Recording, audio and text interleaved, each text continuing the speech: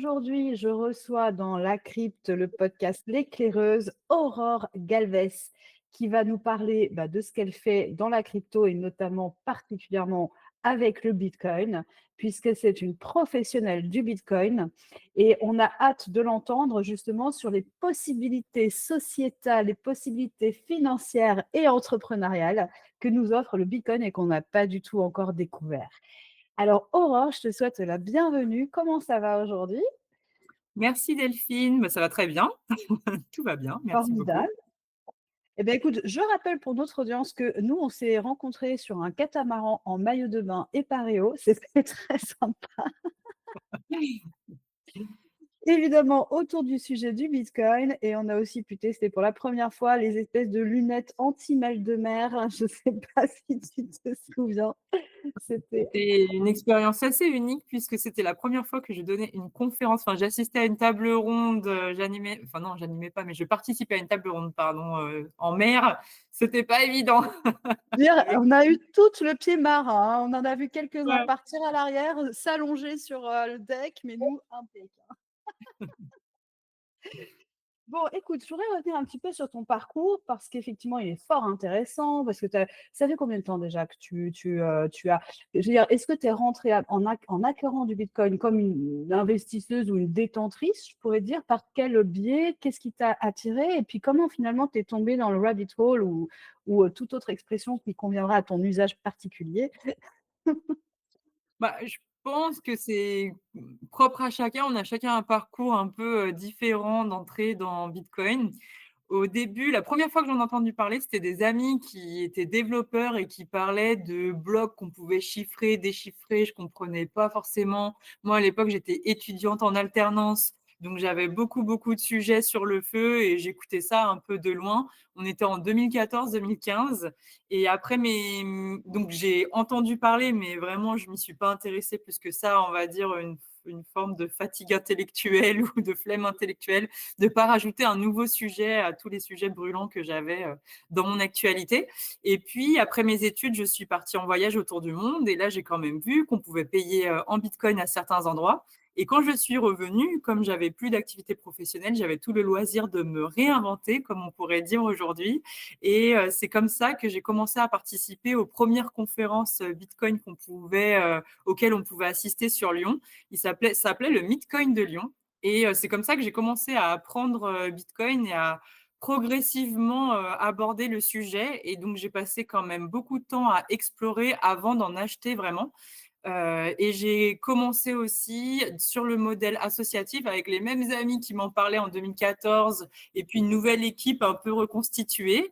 On a monté une association qui s'appelait Crypto Lyon à l'époque et petit à petit, on a offert des événements, donc des conférences, des ateliers, des débats, beaucoup de rencontres pour parler de Bitcoin, de crypto-monnaie. Et petit à petit, on a vu qu'il y avait demande, que certaines personnes s'y intéressaient et qu'on pouvait peut-être faire quelque chose.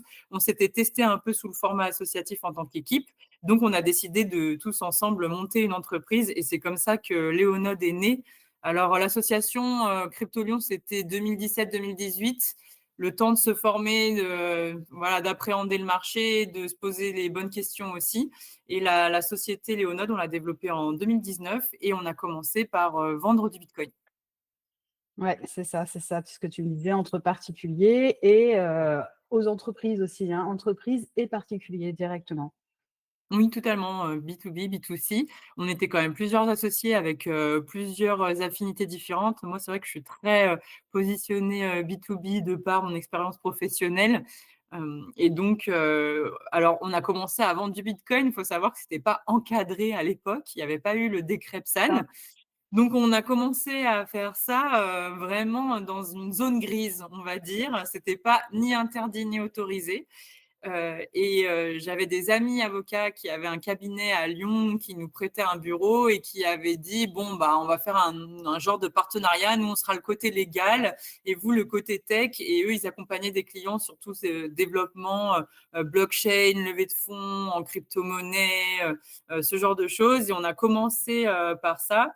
Et quand on vendait du bitcoin, ils nous disaient: «Bon, il y a quand même des règles à respecter dans le système financier, sur le marché financier, et ça serait bien de commencer à respecter ça par anticipation parce que ça va arriver tôt ou tard. Et moins de 12 mois après, oui, effectivement, le décret Ah, PSAN est arrivé et il a fallu se conformer, mmh. rédiger la procédure LCBFT, pour pouvoir montrer patte blanche et pouvoir, vendre officiellement, donc du bitcoin avec le statut, PSAN. Je crois on était dans les 15 premiers à obtenir le statut, donc dans les tout premiers PSAN. Ah oui, donc moi, ce que j'aime bien dans cet univers, c'est qu'on voit que tout est tellement récent, que toutes les portes sont encore ouvertes. Oui, il y a eu les premiers entrants, mais finalement, tout se transforme si vite et ça me donne c'est un monde d'opportunités qui est là devant nous, je trouve. Je relève un point que tu as dit au tout démarrage, tu as dit, en fait, quand on m'en a parlé, on m'a parlé de blocs qu'on chiffrait. Tu étais où quand on t'a parlé de ça? Tu étais en ingé? Tu étais dans quoi? C'était quoi ton secteur? Non, alors moi, je travaillais dans le marketing digital. Je faisais de l'achat d'espaces publicitaires aux enchères en temps réel, donc du real-time bidding, et je faisais du marketing programmatique. Et en fait, c'est toute l'histoire, si vous voulez, de ma carrière, finalement, parce que, au début, quand j'étais dans cette agence de marketing, moi, j'étais chef de projet d'un salon virtuel de l'orientation. Et puis, petit à petit, on s'est réorienté. On est été une régie publicitaire, presse, des gratuits. On vendait des espaces publicitaires dans le 20 minutes. Et de mon poste de, chef de projet d'un salon virtuel, comprenant aussi le fait que l'entreprise, elle, vivait les difficultés de la presse et du gratuit, le patron a décidé de se réorienter, de prendre le virage digital et de vendre des espaces publicitaires en ligne. Et il m'a dit: «Bah, tiens, Aurore, tu vas implémenter un trading desk». J'ai dit: «Qu'est-ce que c'est?» Il m'a dit: «Bah, on va apprendre ce que c'est et on va le faire». Et donc, voilà, c'est comme ça que j'ai appris un métier hyper technique, qui alliait de l'algorithmie, de l'IA à l'époque. On est en 2013-2014, hein. Et donc, je commence à piloter des premières campagnes, et même pour des grands comptes, hein, pour des Maserati, Bouygues, Kaufmann Broad, la Compagnie des Monts Blancs. Voilà, ça, c'est mes références de pilotage de campagne display.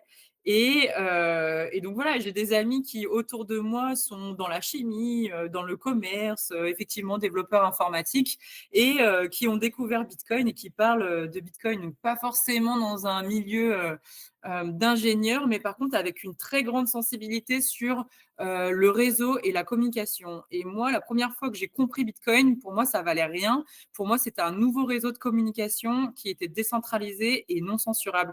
Et c'était là la valeur de Bitcoin. Pour moi, c'est ça qui m'a intéressée tout de suite, parce que je viens de la communication de par mes études et voilà, le début de mon parcours professionnel. Et donc, je commence à entrevoir ça avec Bitcoin.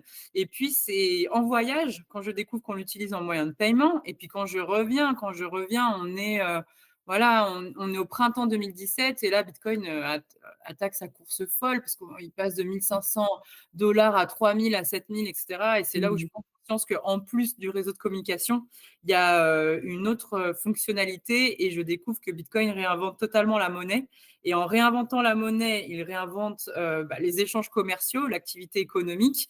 Et donc, il faut s'en saisir finalement, et que c'est la première fois qu'on a une monnaie qui est décentralisée, qui sort du contrôle des gouvernements et de l'État, qui vient concurrencer les monnaies actuelles et qui nous donne en fait la vraie propriété de cette monnaie et qui nous rend beaucoup plus souverains en tant qu'individus, en tant qu'acteurs économiques. Et c'est là que je commence petit à petit à rentrer justement dans cette démarche, dans cette réflexion, et que je comprends finalement tout l'enjeu et enfin voilà, la profondeur de Bitcoin. Mmh.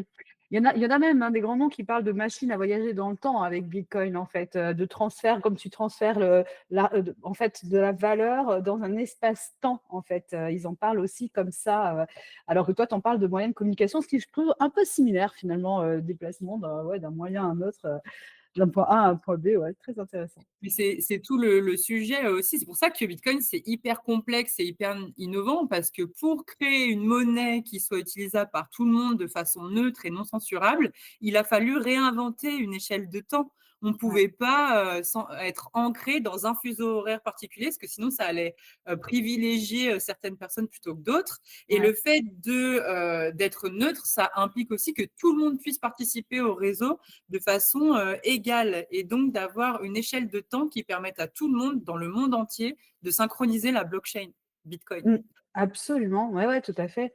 Et d'ailleurs, du coup, quand tu me parles de la création de Léonodes, donc 2019 à peu près, qu'est-ce qu'on a justement pour le kidam, normal, pour accéder à Bitcoin? Parce que alors moi, j'y suis pas encore, mais j'en ai entendu parler avant Et là, je me demande, mais où on trouve Bitcoin? Et je me dis, peut-être qu'en 2019, on a peut-être déjà Binance aussi finalement, mais c'est peut-être pas aussi fluide, aussi ergonomique. Comment ça s'organise à ce moment-là? Les gens Alors ont-ils peur d'ailleurs ne savent pas d'ailleurs? oui, la réalité du moment, c'est qu'il y a comme le marché n'est pas encadré, il y a beaucoup d'arnaques, beaucoup de sites frauduleux et les gens ne savent pas trop, où s'adresser, ni comment faire. Il y a les plateformes, Binance, il y a, Kraken, il y a aussi Paymium, hein, la 1re Exact, plateforme française qui ouais. existe.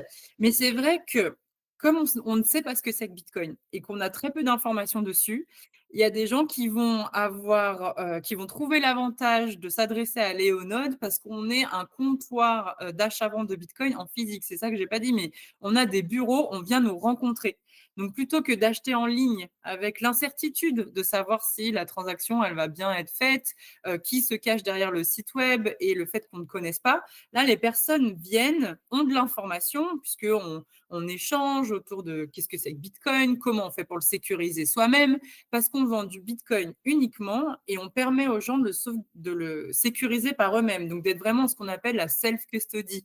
Mmh. Donc de profiter du fait que Bitcoin, ça rend souverain, de ce qu'on appelle le true ownership, donc la vraie propriété, la véritable propriété de son argent. Et la promesse de Bitcoin, c'est ça. Donc nous, on respecte vraiment la philosophie de Bitcoin. On achète du Bitcoin et on sécurise soi-même et on ne le laisse pas sur une plateforme. Et c'est vrai que les gens, quand ils viennent au bureau, eux, ce qu'ils veulent, c'est de l'information, c'est de comprendre un peu mieux ce monde-là, c'est de trouver des gens. Une boutique qui a pignon sur rue, ça donne tous ces avantages-là et ça permettait de faire des transactions plus en confiance.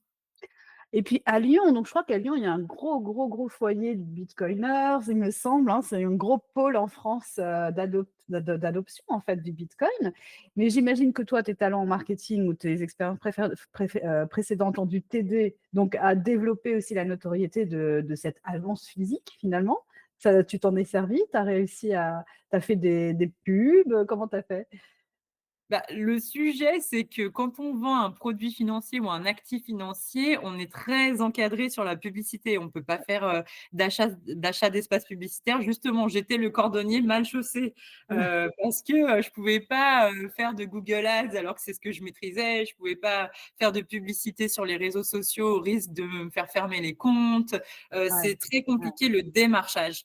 Par contre, de par l'activité associative qu'on avait pu, initier au préalable, on a continué cet engagement en organisant le meet-up de Lyon mensuel qui s'est transformé puisque l'association on n'avait plus les moyens d'offrir autant d'événements qu'on le faisait avant. Au début, de la vie associative de Crypto Lyon, on offrait, 3 événements par semaine. C'est juste énorme, c'était un travail, Ouais. colossal. Bon, on était nombreux, on était soutenus par toute une communauté. Mais c'est vrai qu'une fois que l'entreprise a été montée, on ne pouvait plus soutenir ce rythme-là. Donc, on a changé un peu de format et on a créé le meet-up à Lyon qu'on a hébergé au Comptoir Brunet. C'est un restaurant à Lyon qui accepte le Bitcoin. Et pendant ces soirées, plutôt que de faire des conférences ou des ateliers, c'était des rencontres pour que les personnes puissent échanger et payer en Bitcoin. Et donc, les nouveaux entrants, ils achetaient leur premier Bitcoin, ils mettaient en place leur wallet pour pouvoir payer leur Mmh. bière, voilà. Donc c'était toute l'expérience. Bah oui. Justement, on était assez précurseurs là-dessus. C'est vrai qu'on a une grosse communauté à Lyon, bien qu'aujourd'hui les meet-ups se développent partout en France, hein. Il y a vraiment un gros travail qui a été fait par Découvre Bitcoin, qui a vraiment fédéré toutes les initiatives des ambassadeurs, des meet-ups. Il y a même aujourd'hui pour tous les meet-up Bitcoin qui se créent en France, il y a un petit starter pack qui est envoyé avec des stickers, des livres et plein Ouais, ouais, ouais. d'informations pour les aider. Donc, on voit Oui, qu'il y a tout un finalement, mouvement qui s'est organisé. c'est ça. Oui, finalement, à l'initiative de quelques-uns, n'importe qui peut monter un meet-up Bitcoin, un meet-up Bitcoin, Oui, tout à fait. pour, dans une grande oui, oui, effectivement. Écoute, là, j'ai participé, oui, au meet-up, Monaco et alors ils avaient lancé un petit concours entre, c'est qui le meilleur meet-up? Est-ce que c'est Cannes, Monaco et tout ça? Donc ça a fait l'occasion d'un petit concours interne avec un petit challenge, assez sympa. Bon, c'était bon enfant, ouais, effectivement, c'est très bien quand on veut en savoir plus sur le bitcoin, même peut-être même si on n'en détient pas, mais qu'on veut prendre des informations, de se rendre sur place. Il y a toujours un petit apéro, une petite conférence, et de rencontrer les gens, pour venir chercher ces informations, gratuitement quoi, en fait, hein, tout simplement, c'est accessible. Ouais et surtout que sur internet, pour revenir un petit peu dans l'époque, mais je pense que c'est toujours vrai aujourd'hui, sur internet, on trouve à boire et à manger. On trouve, des informations, qui sont fouillées, qui sont vérifiées et puis on trouve aussi de mauvaises informations et on trouve beaucoup de désinformation. Donc, d'aller confronter ce qu'on a lu dans la réalité et puis de passer aussi à l'action, d'utiliser son wallet, d'acheter, des petites choses, en bitcoin, de voir, qui sont les autres détenteurs de bitcoin, de crypto-monnaies, comment ils s'en servent et pourquoi. Bon, bah, ça permet aussi de consolider un socle de connaissances. Ouais, ouais, absolument. Bah, ça, passage à l'action, dans le programme La Crypte, je te confirme que tout est basé là-dessus. Donc, l'expérience directe, il y a rien de tel. Et alors, c'est quand même, assez intriguant de se dire, donc finalement, si je comprends bien, quand on détient du bitcoin, mais dans cette vision-là, c'est-à-dire, en tant que vraiment, tentative de monnaie, donc on va pas conserver le bitcoin, on va tout faire pour le faire circuler. C'est un peu ça que tu es en train de me dire? Il faut que ça circule absolument?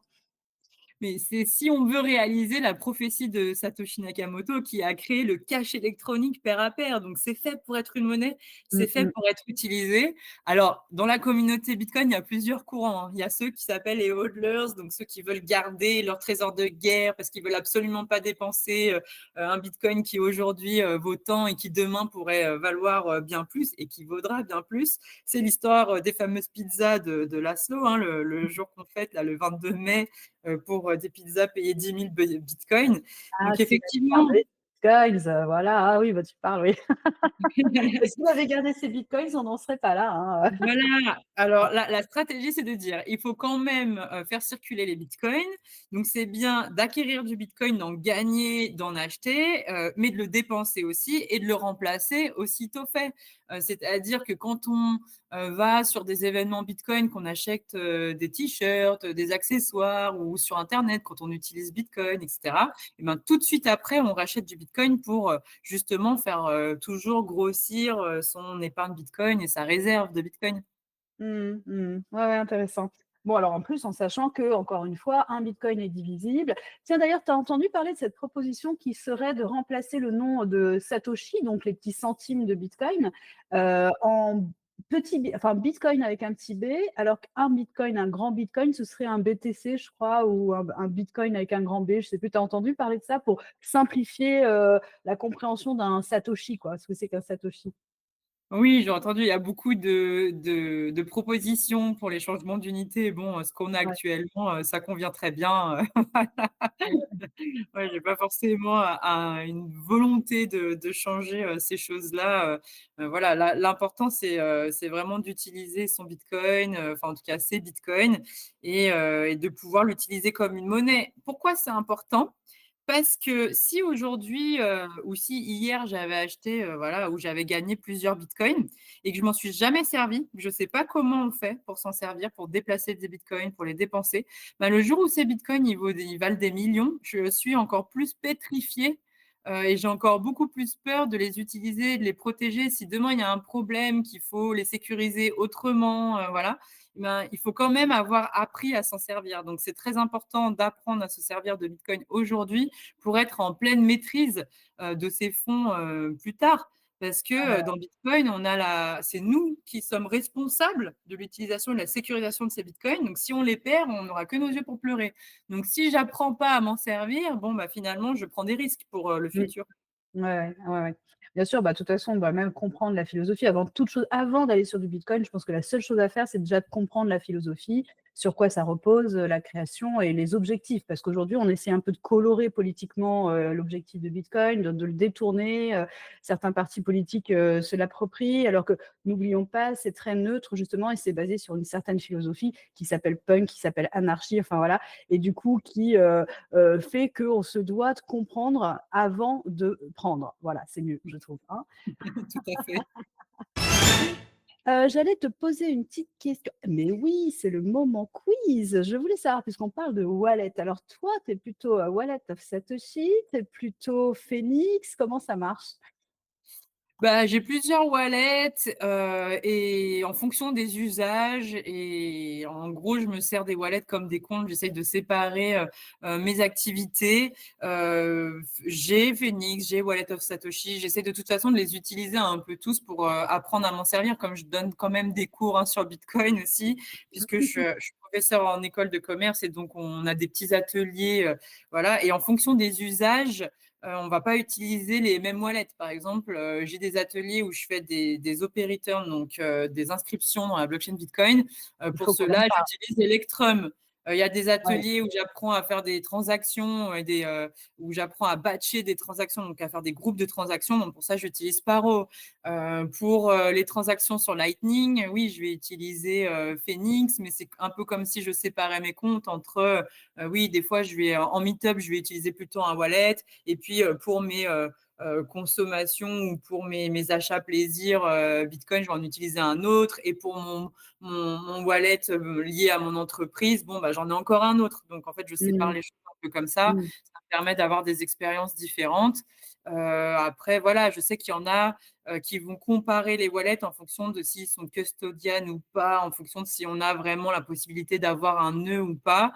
J'irai pas là-dedans parce que parfois, Wallet of Satoshi, il est critiqué parce que c'est ce qu'on appelle un wallet custodian où forcément on n'a pas un nœud lié, mais en même temps, c'est le wallet qui marche le mieux même quand il y a une mauvaise connexion Internet. Donc Mmh. voilà, il y a aussi des choses comme ça. Ouais, ouais, Il faut effectivement, savoir, je pense, les maîtriser un peu tous, quoi. bah, écoute, deuxième moment quiz, c'est toi qui me l'inspire. Quel est ton dernier achat plaisir avec du bitcoin? Heu, Qu'est-ce que j'ai acheté? Ouais, bah, j'ai acheté un pull et une petite statuette en forme de lapin blanc à la boutique, Bitcoin Bazar, qui est à Paris et à laquelle, on peut acheter, alors il y a plein de choses, il y a tout le merch Bitcoin, il y a aussi des solos, mineurs, des Bitax, des choses comme ça, donc voilà. Et donc c'est, le petit achat plaisir, mais en achat un peu moins plaisir, mais qui va être sympa aussi. J'ai, acheter les billets de la conférence, la Baltic Honey Badger, qui va se dérouler à Riga, et donc j'ai payé mes billets en Lightning. Bah, excellent, bravo, bravo. Bah, voilà, tu nous montres la voie.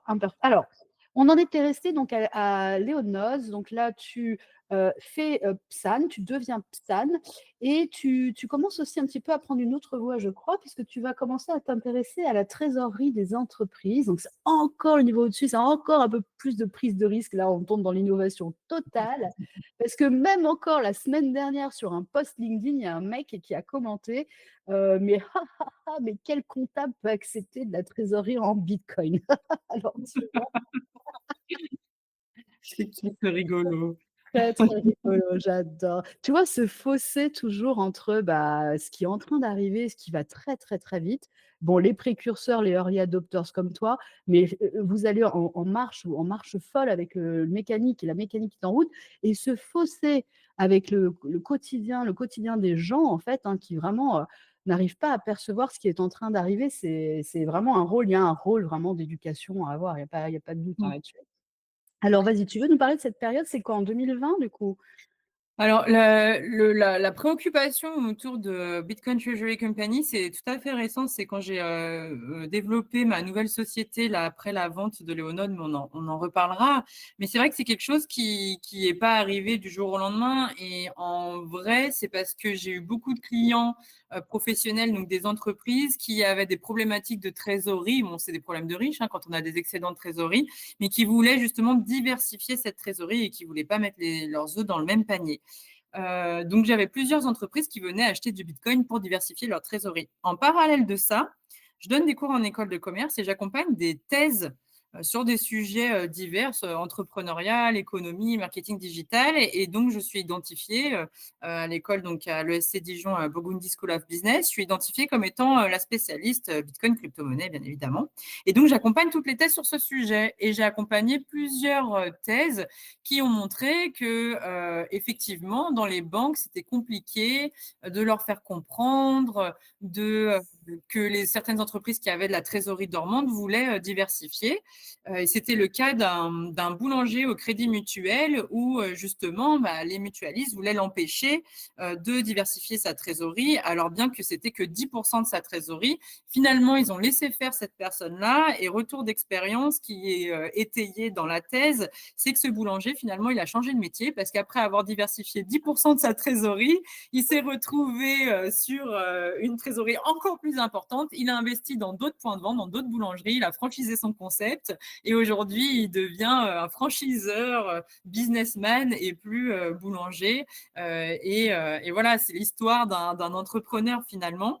Et des cas comme ça, il y en a plusieurs. Il y a plusieurs personnes qui ont réussi à être conscients au bon moment qu'il était temps de diversifier leur trésorerie, que les actifs classiques ne répondaient pas à leurs contraintes, à leurs enjeux et à leurs envies. Et donc, on voit qu'il y a beaucoup d'entrepreneurs qui sauvegardent le fruit de leur travail grâce, à Bitcoin. Parce que c'est ça aussi qui est intéressant, c'est que comme Bitcoin prend de la valeur dans le temps, parce qu'il est rare et limité, que des bitcoins, il n'y en aura que 21 millions, pas un de plus, donc il prend de la valeur dans le temps. Donc ça veut dire que mon travail, qui est, finalement, conservé en bitcoin, prend de la valeur dans le temps et ça, c'est très, valorisant. Moi, j'ai une petite C'est le cas de activité le un peu dire. loisir, à côté où je fais des crèmes des cosmétiques, où je fais un petit peu d'artisanat que je vends sur des salons en bitcoin, à la marge de mes activités. Et bien finalement, des fois, ça me prend beaucoup de temps. Et sur le moment du salon, bon, bah, je gagne un petit peu de Satoshi, mais je me dis, bon, tout ça pour ça. Et puis finalement, quand le temps passe et que je vois que ça prend énormément de valeur, bah, c'est Mmh. quand même très gratifiant. Ouais, ouais, ouais. Ouais, c'est ce mécanisme-là que les gens ont vraiment du mal à comprendre parce que comme d'habitude, on pense à la baisse et non pas forcément à la prise de valeur, où on regarde sous le mauvais prisme temporel justement, où on va trop court dans les échéances pour que ça prenne de la valeur et donc on se dit, «On risque tout et on gagne jamais rien», alors que c'est faux, bien Mmh. sûr, hein. Mmh. Mais Et est-ce que tu ouais? oui. Est-ce que tu as quand même le cas de quelqu'un qui aurait regretté, d'avoir fait ce move, parce que justement, bah, du coup, il aurait reconverti trop tôt ou ça lui aurait fait peur en entreprise, un comptable, un expert comptable qui aurait dit: «Non mais là, vous déconnez complet, Et des comptables qui ont empêché, certains de mes clients à acheter du bitcoin, il y en a eu. Et après il y a eu 2 voies pour eux. Soit ils ont été remerciés par, les 10 clients qui ont plus voulu travailler avec ces comptables parce qu'ils étaient pas assez ouverts, et pas assez, modernes. Ou soit les comptables eux-mêmes se sont dit: «Bon, bah, mon client, il a cette demande, il faut que je regarde comment on fait pour, l'accompagner au mieux», et qui se sont formés et qui ont compris par la suite. Alors certes, ça leur a pris du temps, mais ça leur a amené, une nouvelle compétence et donc des nouveaux clients aussi. Les mmh, comptables qui font cet effort-là, après ils ont toutes, il y a le réseau, le prêts, bouche à oreille qui fonctionne et ils ils sont retrouvent, prêts». bien d'autres clients. Oui, ils sont prêts. Donc ça, c'est la période, Bitcoin Treasury Company et d'ailleurs bien joué pour, le sigle BTC. J'avoue, je viens de faire le rapprochement. Et donc là, tu me dis c'est un peu plus récent, donc c'est plus frais, hein, c'est ça que tu m'as dit, hein? Oui, parce qu'en réalité donc, Léonode, c'est une société qui fait de l'achat-vente de bitcoin et de la formation. Parce qu'on est au tout début, que bitcoin, c'est pas encore bien connu, c'est pas encore bien accepté, il faut accompagner les gens. Bon, le problème de cette société, c'est que de faire de l'achat-vente de bitcoin, en bureau physique, et en self-custody, bon, ça limite le business model et les flux de génération de valeur, hein, donc les Mmh. flux de génération de revenus. Donc c'est un peu compliqué de vivre, de survivre. On exploite la société pendant 5 ans, on développe, le business, on se fait quand même bien connaître, on respecte nos convictions et nos valeurs, mais mine de rien, tout ce qui est loi autour de la connaissance client liée au KYC, à la conformité LCBFT, tout ça, c'est un métier que j'avais pas anticipé et c'est un métier que j'avais pas envie de faire. Mmh, Le mmh, métier de la conformité et puis de me transformer en auxiliaire de police quoi, de contrôler les clients, la provenance de leurs fonds, la destination, tout ça, de vraiment leur demander des documents, de tout enregistrer dans des bases de données et tout, de répondre à la police quand il y a des enquêtes sur des adresses. Tout ça, c'est très particulier, et donc bon, ça commence à poser des problèmes d'alignement avec, mes valeurs, en tout cas. Mmh. Et puis on a une opportunité qui s'est présentée, l'été dernier avec une entreprise qui s'appelle Bull Bitcoin, enfin une marque qui s'appelle Bull Bitcoin, qui a racheté, notre entreprise pour pouvoir, pénétrer le marché européen et donc exploiter, la marque Bull Bitcoin sous la raison sociale Léonode. Et donc, les négociations, sont ouvertes, et puis sont menées et sont clôturées. On cède, l'entreprise à, cette marque Bull Bitcoin et donc je quitte l'entreprise Léonode et dans cette, progression, bon moi je vais pas arrêter mon activité professionnelle autour de Bitcoin, hein. Bitcoin, c'est ma passion, c'est ma conviction, ça va au-delà, du métier, c'est une vocation. Hem Et donc, je monte une autre entreprise qui s'appelle Galion et je reviens un peu à mes premiers er émois, le B2B. Je veux conseiller des entreprises à capitaliser en bitcoin, pour valoriser. Parce que c'est vrai que j'ai eu plusieurs clients qui m'ont fait cette réflexion-là et c'est une réflexion que j'ai eue aussi par ailleurs puisque, c'est dans cette logique que j'avais, dirigé, Léonode. On essayait d'acquérir, du bitcoin, de valoriser la société en bitcoin. Et j'ai des clients qui vendent beaucoup de prestations intellectuelles, du service et qui me disent: «Mais le jour où on vend la société, qu'est-ce qu'on vend? Parce que si on part avec, finalement, la société, c'est une coquille vide. Donc il faut valoriser la société avec des actifs». Sauf que bon, bah, une fois qu'on a fait de l'immobilier, une fois qu'on a acheté quelques actifs, qu'est-ce qui nous reste? Et comment ça peut vraiment, être efficace en termes de valorisation? Et donc qui se sont tournés vers Bitcoin et c'est très malin. Et on voit aujourd'hui des grandes entreprises comme Metaplanet, The Blockchain Group en France ou MicroStrategy quand même qui est la plus avancée sur cette stratégie de valorisation et capitalisation en Bitcoin. On voit que ça marche. On voit que d'ailleurs, ces sociétés-là, elles ne craignent pas quand le marché dévisse. En final, toutes les capitalisations sont dans le rouge. Elles, elles abordent un Mmh. vert et Ah une bah, de toute façon, progression constante. On voit que MicroStrategy voilà, arrive à tenir bon dans les fluctuations de marché et que c'est une des entreprises qui fait les meilleures performances boursières de l'année finalement. ouais, ouais, ouais, absolument. Bah, des fois, on peut quand même se demander si, cette prise de risque, elle est pas complètement inconsidérée. Enfin, il faut avoir une telle foi pour aller dans ce niveau d'engagement, vis-à-vis de Bitcoin, que parfois ça peut faire peur quand même aussi, hein, parce que là, c'est vraiment all-in sur Bitcoin. Bon, ça c'est faut avoir de la foi, faut avoir de la foi. Moi, je crois effectivement que Bitcoin transcende beaucoup, beaucoup, beaucoup des problèmes de la société d'aujourd'hui. Je pense même qu'il redevient vertueux quand, on lui impute, des choses négatives et des défauts. Je trouve qu'il est magique, il y a une forme de magie dans Bitcoin. Mais c'est vrai que quand je le regarde, chez MicroStrategy, je t'avoue que je me dis: «Attends, est-ce qu'il a pas un peu cramé quand même un peu du cerveau?» Mais bon, voilà. Toi non, hein, toi tu penses que c'est vraiment la bonne stratégie à adopter, tu en es persuadée? Mmh. Alors oui, il y a plusieurs, stratégies. C'est-à-dire que bon, c'est sûr que MicroStrategy, lui, c'est vraiment, l'expérience complète et comme tu dis, c'est le all-in. Il faut savoir que Michael Saylor, avant, il était anti-Bitcoin et C'est il vrai. a, un jour, lu, le livre de Saif Dinamous, Bitcoin Standard et c'est là qu'il a compris ce que c'était vraiment. Il a changé de fusil d'épaule et il y est allé, franchement, pas avec le dos de la cuillère, comme on pourrait dire.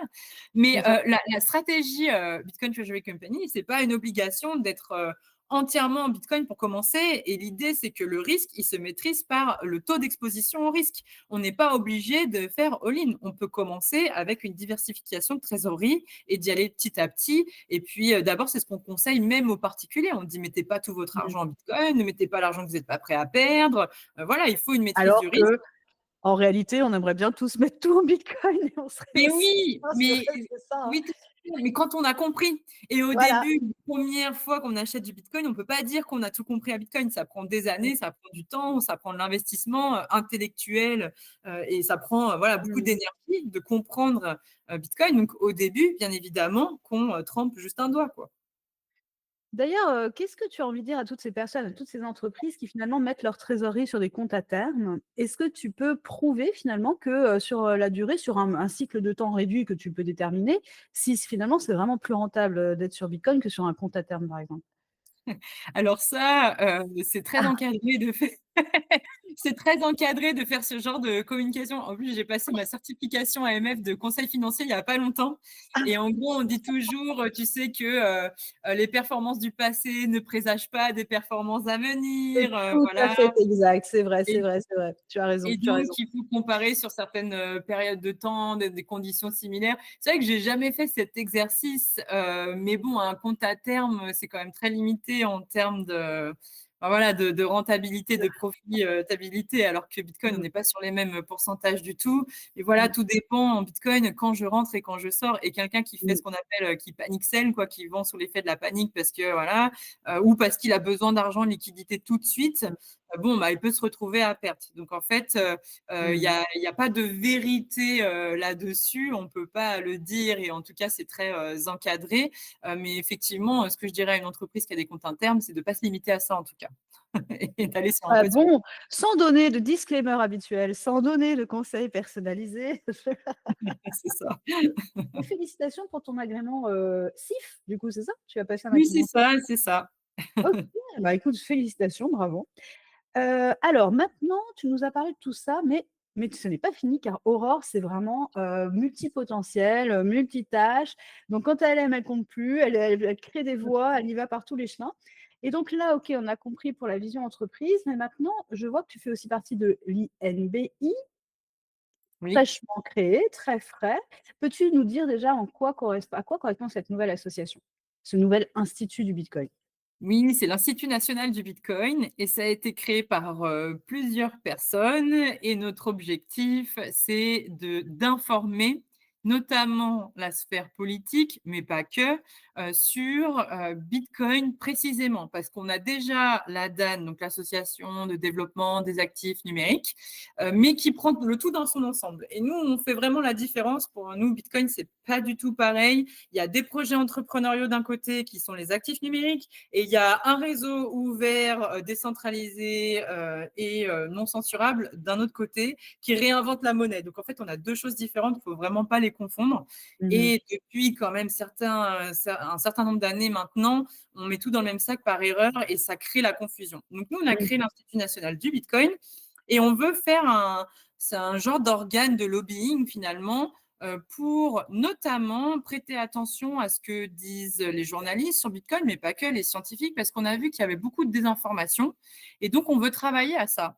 On veut travailler à ça en fournissant des études, notamment sur, les aspects, positifs de Bitcoin sur la transition énergétique, puisque souvent on dit: «Bitcoin, ça pollue», c'est des choses qui sont dites, mais aussi, par exemple, sur le fait que c'est la monnaie des terroristes. Alors c'est vrai que c'est, quelque chose qui est plus dit aujourd'hui, mais avec la recrudescence des agressions, récemment, il y a eu beaucoup de sorties de pistes, sur, les plateaux télé, notamment que Bitcoin, c'est le moyen favori, privilégié pour blanchir de l'argent. Or, c'est faux et même dans les statistiques, c'est faux. Bitcoin, c'est bien, bien moins utilisé, mais sans, commune mesure que, le dollar ou les euros pour, blanchir de l'argent. Le Mais problème justement, mmh, je peux te faire une parenthèse? oui. Justement, comment on peut croire en ces chiffres, en ces données? Comment on évalue justement combien de pourcentage de la chaîne quoi, est utilisé à des fins de blanchiment? Comment on sait? Parce que moi j'entends souvent 0,4 ou moins de 3. On n'arrive pas à savoir en fait. Bah, de toute façon, c'est toujours compliqué parce que, l'activité criminelle ou le blanchiment, par essence, c'est dissimulé. Donc il y a Voilà. toujours une part, qui nous échappe. Mais en ce qui concerne Bitcoin, et les cryptomonnaies, Bitcoin particulièrement, c'est que la blockchain, elle est auditable et qu'il y a des entreprises qui sont spécialisées sur l'audit de la blockchain Bitcoin, notamment Chainalysis et ScoreChain, qui travaillent notamment Chainalysis, ils travaillent avec Interpol. Donc en fait, ils mènent des enquêtes pour retrouver les fonds. Et on a vu que D'accord. dans plusieurs cas de hack et de vol de Bitcoin, on a retrouvé les fonds, on a pu les suivre et que comme tout est traçable, c'est la monnaie la moins évidente finalement pour le blanchiment Mmh. d'argent et pour l'activité criminelle. Alors Mmh. que les billets, les espèces, ça offre beaucoup plus de confidentialité Oui. et De toute par façon, essence. même quand on reçoit, je me mets à la place des personnes qui reçoivent du phishing où on te dit, «Payez-moi en bitcoin immédiatement sur telle wallet», mais qui peut simplement comprendre de quoi il s'agit quand tu es pas dedans? «Envoyez-moi du bitcoin sur ce numéro de wallet», mais je me dis: «Les gens, ils mais comment ils espèrent que ça fonctionne leur truc?» tu vois? Donc oui, mais ça arrive, hein, ça arrive, beaucoup pour avoir eu un bureau, de vente de bitcoin en physique. Oui, il y a des actions de phishing qui mènent à demander de l'argent en bitcoin. Oui, il y a ce qu'on appelle des brouteurs ou les arnaques à l'amour, qui demandent Oui, d'envoyer du bitcoin. Bon, sur la totalité, des arnaques, ça représente quand même une infime portion. Quand on a vu les cas les plus célèbres d'arnaques à l'amour, c'était pas en bitcoin qu'ils demandaient d'être payés et puis ça passait tout par les banques et des virements internationaux donc absolument. Tiens, ceci dit, je fais une petite parenthèse à voir, je crois que c'est sur Netflix ou Amazon Prime, je ne sais plus, il y a un excellent documentaire sur les triades en Chine et qui relate exactement, comment ils ont mis un pied dans la cybercriminalité et crypto-monnaie à l'appui et cetera, avec, tout ce qu'on connaît aujourd'hui sur les arnaques, avec les deepfakes IA, vidéo IA et cetera. Donc vraiment à l'origine de vraiment, je sais pas, 80 de toute la cybercriminalité, triade chinoise. Voilà, fin de la parenthèse.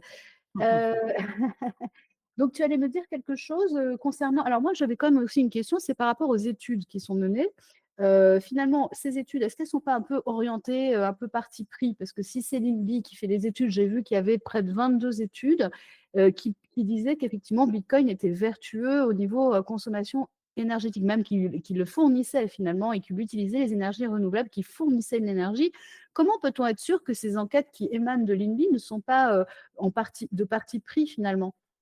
Alors, les enquêtes que tu cites, les 22 études, c'est pas des études qui ont été menées par l'INBI, c'est qu'elles ont été rassemblées, pour justement être envoyées aux institutions, qu'elles puissent être, lues. On essaie de donner de la visibilité à certains, travaux pour essayer de casser certains poncifs, et certains, raccourcis. Donc, on peut retrouver d'ailleurs, toute, la genèse, toutes les sources, tous les organismes qui ont mené ces études et on voit bien que, derrière, c'est pas l'INBI, hein. Mmh. Donc, Très bien, très bien. par exemple, sur le blanchiment d'argent, les études qui sont citées, ce sont des études d'acteurs comme, Chainalysis qui travaillent pour Interpol, mais aussi Europol, des études qui sont menées par des, institutions financières, voilà, on essaye de D'accord. rassembler tous les travaux et de leur donner de la visibilité. Donc on avait besoin d'avoir, cet institut qui regroupe ces données comme si finalement on ne pouvait pas aller les chercher, c'était trop compliqué d'aller les chercher individuellement, il fallait qu'elles soient regroupées quoi, c'est plus simple.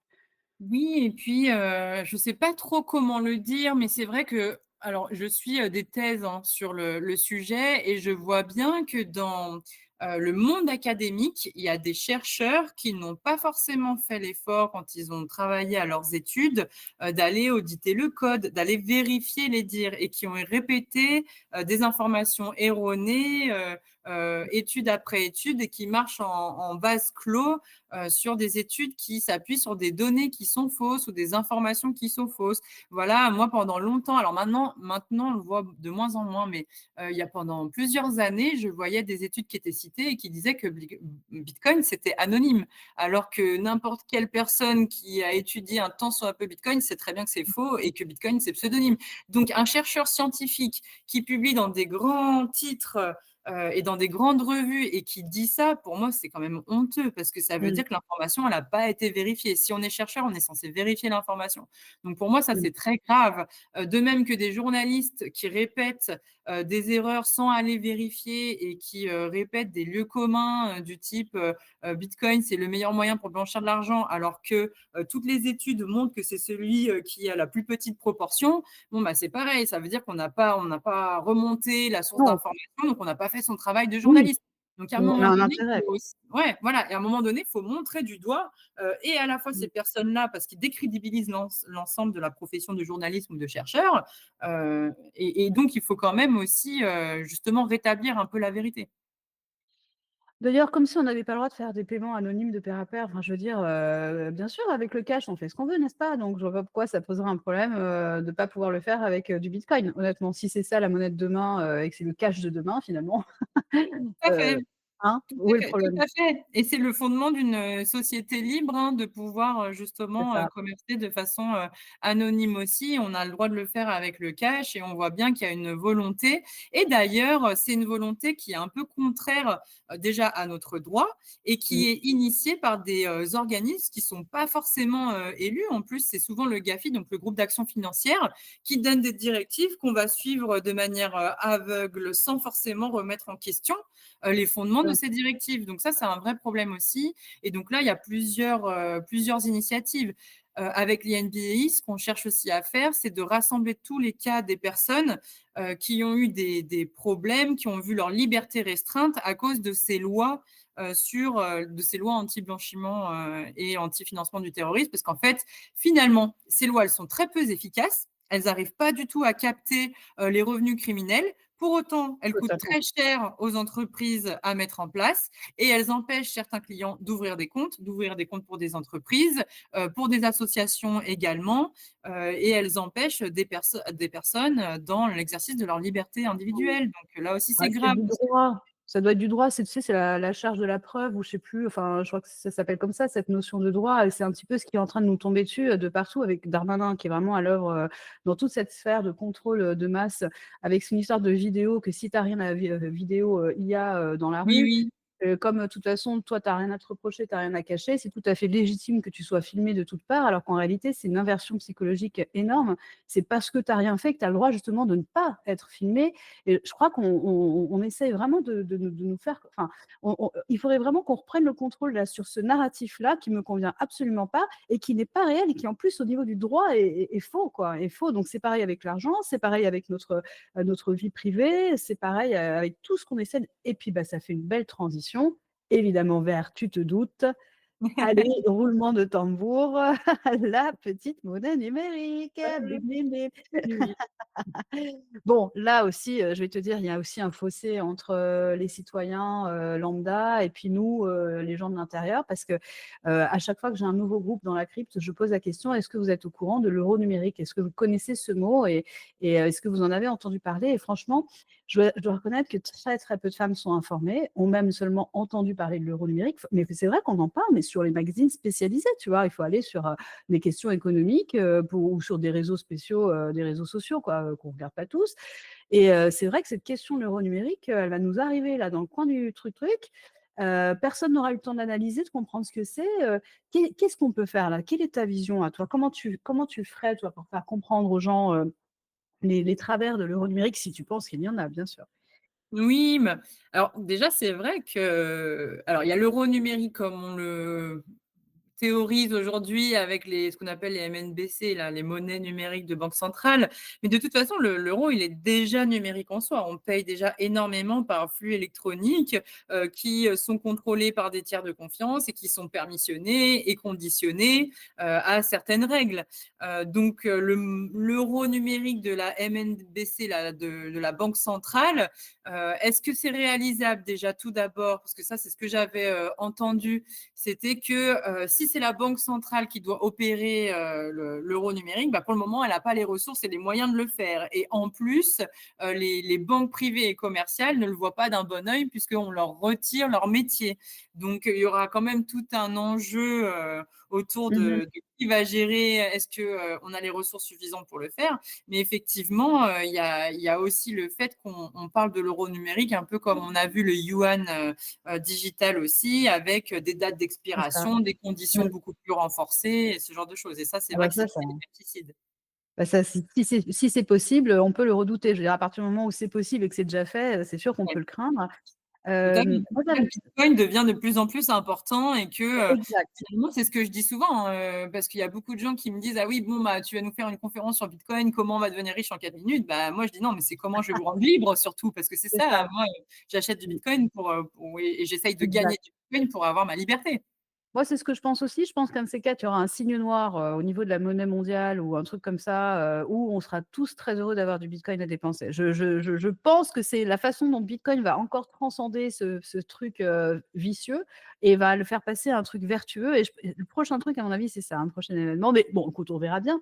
Moi, ce que j'avais entendu, c'est que l'euro numérique, peut-être que pour aller plus vite et permettre aux banques de l'implémenter, à la BCE et tout ça, ce serait pas sur la blockchain et alors là, je me demande bien comment ça peut être de l'euro numérique, comme on l'entend, s'il y a pas la blockchain, derrière? Dans ce cas-là, effectivement, c'est la monnaie, virtuelle comme on a déjà, voilà quoi, Oui, il digitale. y aura pas besoin que ce soit décentralisé. De toute façon, si c'est la banque centrale qui l'émet, c'est elle qui va gérer les bases de données, il y aura pas de décentralisation, il y aura pas de contre-pouvoir et il y aura que, des conditions, des permissions, voilà. C'est Ouais, pas ouais, ouais. c'est un euro numérique qui sera contrôlé par la banque centrale. Donc il y a aucune décentralisation. S'il y a pas de décentralisation, il y a pas besoin de blockchain et de toute façon, en l'état, aujourd'hui, quand on regarde l'éventail des cryptomonnaies sur le marché, il y a que Bitcoin qui est décentralisé. Les autres sont Mmh toutes opérées par des entreprises qui doivent se conformer au droit, donc elles n'ont pas mh. le choix de ne pas de ne pas décentraliser, hein, donc Mmh c'est ça aussi. mh. Même Ouais, Ethereum, ouais, ouais. c'est également, centralisé, hein. Ah bah oui, bah évidemment, évidemment. Non, puis moi, ce que je vois aussi là, c'est ce mariage, cette fusion des mondes, traditionnels finalement de la vieille finance et puis, de la nouvelle finance. Est-ce qu'on voulait aller par là? Est-ce que bon, on verra ça, de toute façon, on n'a pas la main là-dessus, donc faut lâcher prise. Mais c'est vrai que ce mariage un peu étrange, où finalement avant on voulait plus du tout aller dans cet ancien monde et que finalement là maintenant il y a, bah, il y a des fiançailles, hein, très clairement. Bon, et bien, nous verrons bien, mais Ce je pense monde que qui vient à nous, c'est cet ancien monde qui vient dans Bitcoin. Mais c'est c'est ça, comme on dit souvent, dans Bitcoin, on dit: «Bitcoin is for enemies». Donc, Bitcoin, c'est pour les ennemis aussi et en fait, c'est fait pour tout le monde et tant mieux parce que si eux, ils viennent dans Bitcoin, ils vont pas pouvoir l'interdire par la suite, donc c'est très c'est bien. ça, c'est ça. Et pour rappel, parce que c'est vrai qu'il y en a beaucoup qui ont peur que finalement on soit dépossédé, que, les institutionnels, les grandes entreprises, les gouvernements achètent tout le Bitcoin et que finalement on n'ait plus rien. Bon, pour rappel, Bitcoin aujourd'hui, c'est détenu à 70 par du retail, par des gens comme vous et Ouais, moi. ouais. Ouais, ouais, tout à fait, même via les plateformes, même si on a l'impression que c'est centralisé, en fait, c'est du retail, ouais, absolument. Tiens, je reviens sur un truc que tu as dit un peu plus tôt sur les caractéristiques de la blockchain où tu parlais de travailler avec des étudiants sur l'Operitum, c'est ça? Donc c'est vraiment des inscriptions dans les blocs de blockchain Bitcoin, on est d'accord? À quoi ça sert? Tu peux nous expliquer? Parce qu'en ce moment, il y a un gros débat sur comme quoi il y a des gens qui viennent spammer justement inutilement, via cette fonctionnalité. Bon, moi, je suis pas très tech, hein, je connais pas, mais j'en ai entendu parler. Qu'est-ce que tu en penses de ça, toi? Bah, en fait, Bitcoin, c'est un réseau de communication donc et qui est incensurable, donc que les gens, considèrent qu'on n'ait pas le droit d'écrire ça ou ça, c'est leur avis, ça les regarde, mais tout le monde est libre d'utiliser Bitcoin comme il l'entend et dans les transactions Bitcoin, on peut mettre, du texte et on peut écrire des choses pour, l'éternité. Donc on peut faire, des déclarations d'amour, enregistrer sa date de mariage, la naissance d'un enfant, mettre des messages, quelconques dans Bitcoin et aussi profiter de Bitcoin comme, on appelle souvent la time chain, c'est-à-dire que c'est dans Bitcoin, tout ce qu'on va écrire va rester là pour l'éternité. Donc, on peut Mmh. faire des preuves d'antécédence aussi. C'est le fameux cas, le cas d'usage de l'enveloppe solo, de la preuve d'antécédence pour montrer qu'on a bah voilà, l'antécédence sur une idée, par exemple. Oui, Donc, il y a plein d'usages oui, il y a eu un autour de cas, Bitcoin. juridique là d'ailleurs au tribunal, je crois, effectivement, et ça me fait penser d'ailleurs que c'est pas Satoshi Nakamoto lui-même qui a utilisé, une inscription dans le premier bloc Genesis pour expliquer pourquoi il lançait Bitcoin? Voilà, exactement, exactement. Donc après, il y a un souci d'optimisation des blocs et c'est pour ça d'ailleurs qu'il y a eu, le débat, très récent et qui est, finalement, une bonne idée parce que, ça va permettre à des gens d'utiliser, Bitcoin pour, tout un tas de dessins. Parce qu'il y avait une limitation, des op-return et grâce à cette nouvelle implémentation, il y en aura plus. Donc c'est assez intéressant finalement. D'accord, donc un autre point de vue que ceux que j'entends traditionnellement, bah, on aime bien râler en France. Mais tu vois, je remarque qu'il y a toujours 2 courants. Il y a toujours ceux qui effectivement sont puristes et veulent maintenir toujours le protocole tel qu'il est sans trop le modifier. Et puis ce deuxième courant qui est aussi quand même assez important, qui est: «Mais c'est libre, en fait, il faut que les gens soient libres». C'est ça que l'on recherche, dans la crypto en règle générale, c'est ça, c'est la liberté pour tous. Donc voilà, advienne que pourra, on lance et puis, voilà quoi, on a le droit. En fait, on prend le droit, on a le droit. Mmh mh mh. Dis-moi, pour sortir un petit peu de tout ça maintenant, j'aimerais savoir, qu'est-ce que tu dirais, aux femmes, pour se lancer, pour aller, vers la crypto? Moi, je dis toujours la crypto parce que pour moi, c'est tout un environnement, nouveau, mais dont on va avoir accès auquel on va avoir accès dans les usages quotidiens aussi. Donc pour moi, c'est Bitcoin, mais c'est la crypto, c'est le monde crypto, en fait. Qu'est-ce que tu dirais, toi, aux femmes, pour les encourager? Qu'est-ce que tu as envie de leur dire? Tu as un petit message, hein? Bah, le premier message que je pourrais donner, c'était si on veut retrouver un peu de souveraineté, un peu de liberté, c'est l'outil idéal. C'est un outil qui permet enfin, c'est un outil, une monnaie qui permet quand même de sauvegarder la valeur de son travail dans le temps, qui permet aussi d'envisager, l'avenir de façon plus sereine. C'est vrai que moi, depuis que j'ai Bitcoin dans ma vie, c'est ce que je crois que je t'avais dit la première fois qu'on s'était rencontrés. Depuis qu'il y a Bitcoin dans ma vie, je ne fais que ce que j'ai envie. Finalement, je ne fais plus les Mmh. choses par obligation. Mon avenir, je le vois de manière, voilà, très sereine et très positive.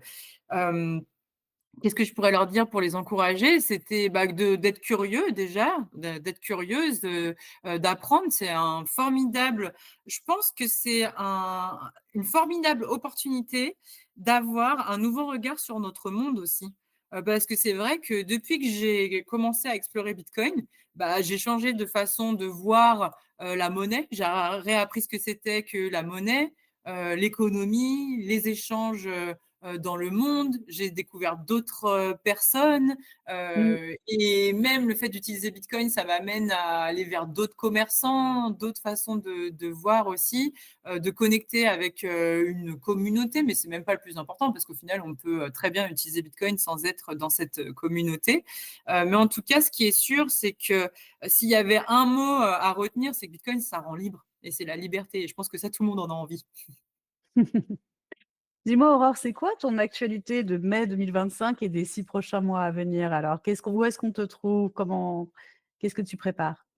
Eh bien, je vais avoir plusieurs, conférences, dans les mois à venir. Je vais en donner une normalement au BEF, au Bitcoin Economic Forum sur, justement le KYC. Qu'est-ce que c'est? Je vais tout dire sur le KYC, donc ça va être assez, intéressant. Parce que souvent on a l'impression que c'est juste, on prend la carte d'identité, mais non, il y a bien pire que ça et donc je vais dévoiler un peu tous les secrets, derrière, ces procédures-là.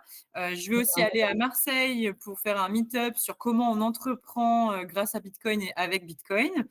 Qu'est-ce que je vais faire d'autre aussi? Je vais assister à pas mal de conférences. Je vais aller à Riga, comme je te disais. Je pense que je vais aller visiter Lugano aussi, parce qu'il y a tout un espace de coworking, là-bas qui se monte. Et oui, il y a aussi l'espace de coworking blockchain qui s'ouvre à Neuchâtel avec le paradigme Bitcoin. Je vais donner une conférence aussi là-bas.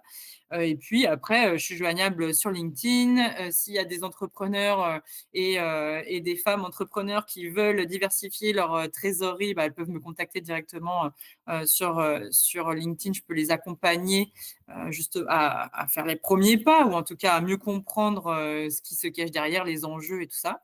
Et puis bon, ça va être l'été donc moi comme je donne des cours, là, ça va être la période des corrections, les mémoires, les études de cas de fin d'année, donc je vais avoir un peu de travail, là-dessus et un peu de vacances quoi aussi, hein. Bon écoute, c'est formidable. Merci beaucoup, d'être, une femme dans l'environnement, être une femme, pour le bitcoin, c'est très appréciable.